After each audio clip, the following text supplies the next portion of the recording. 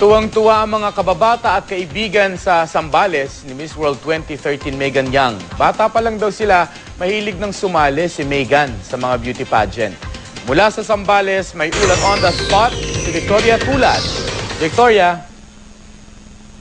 Mark, walang pagsidla ng kaligayahan ng mga kaibigan ni Miss World 2013 Megan Yang dito sa Subic, Zambales matapos nga niya mapanalunan ang titulo. Si Megan ang kauna-unahang Pilipina na nakasungkit sa prestihiyosong corona.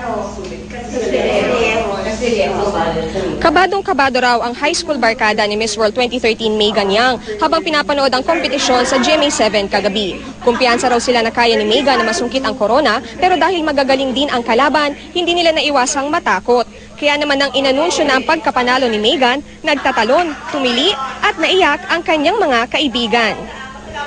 We have to confiscate our phones para walang magsasabi, mga spoilers. Genuine talaga na hindi namin alam kung mananalo siya or not.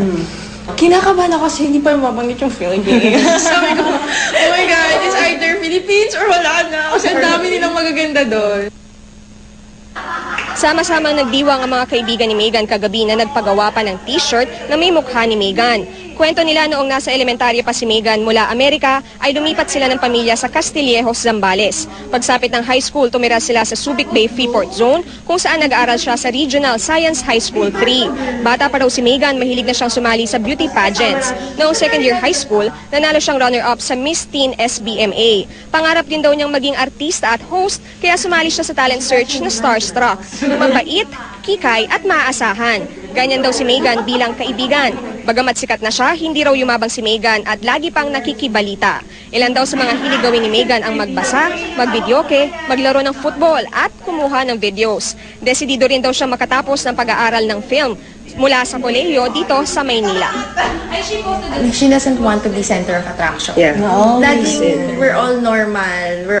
From the very beginning when we were young, she's always been kind-hearted. She's always, parang she likes helping people.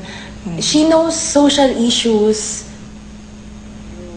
Mark, sa ngayon ay nandito tayo sa tapat ng Regional Science High School 3 dito sa Subic, Zambales, kung saan nag-aral nga si Miss World 2013 Megan Yang. Samantala, ayon sa kanyang mga kaibigan, ay wala pa silang balita kung kailan makababalik ng bansa si Megan Yang. Mark? Maraming salamat sa iyo, Victoria Tulad.